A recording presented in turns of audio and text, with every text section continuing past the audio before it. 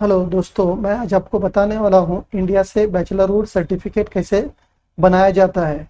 सबसे पहले मैं आपको बताना चाहता हूँ कि बैचलरहुड सर्टिफिकेट क्यों लगता है। आप इंडिया में आपने किसी से शादी नहीं किया है, आप अनमैरिड हो, ये बताने के लिए ये बैचलरहुड सर्टिफिकेट, ये बैचलरहुड एफिडेविट बनाया जाता है। काफ़ी लोग इसको bachelorhood certificate, single certificate, unmarried certificate ऐसे अलग अलग नामों से बोलते हैं।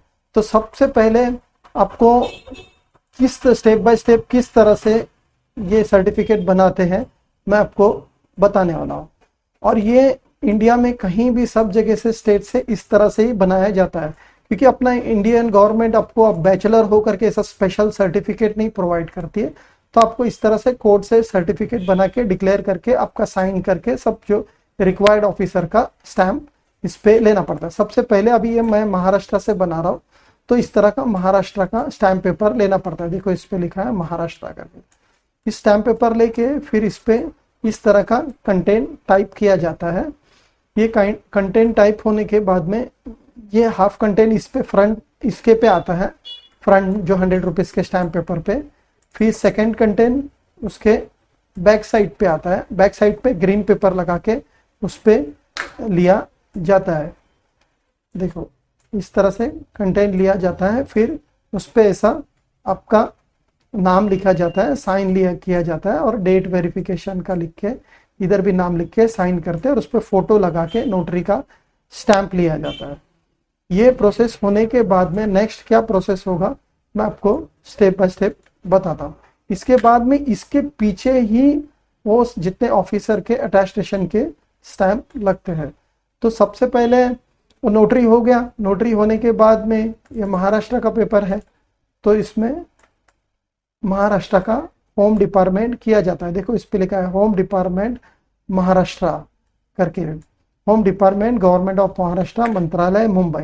एक मंत्रालय का ऑफिसर इस तरह का स्टैंप लगा के साइन देता है। ये होने के बाद में फिर आपको इसको दिल्ली भेजना पड़ता है।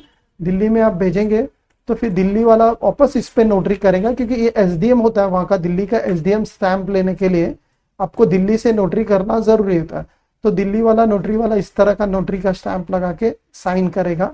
फिर इसको सब डिवीजन ऑफ मैजिस्ट्रेट में सबमिट करना पड़ता है। देखिए इस पे लिखा है sub division of magistrate. Sub division of magistrate इस तरह से स्टैंप लगा के अपना खुद का फिर ऐसा साइन करता है। ये साइन होने के बाद में ही आप इसको मिनिस्ट्री ऑफ एक्सटर्नल अफेयर में सबमिट करते हैं।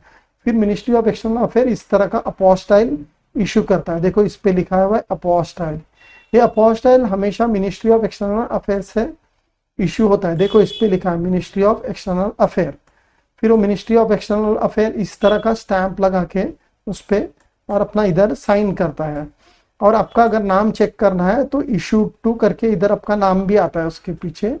और ये क्या डॉक्यूमेंट है, पब्लिक डॉक्यूमेंट जैसे कि एफिडेविट है, तो उस तरह से ये इस पे लिखा जाता है।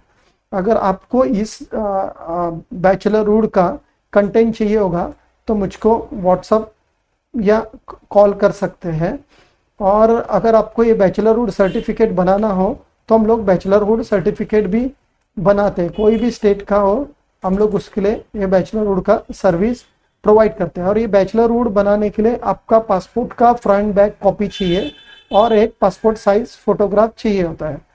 अगर आपको ये मेरा वीडियो पसंद आया तो लाइक और सब्सक्राइब करना भूलिए नहीं। अगर आपको ये बैचलरहुड बनाना है तो मुझे कांटेक्ट कीजिए, मेरा स्क्रीन पे आपको नंबर दिखेगा। Thank you.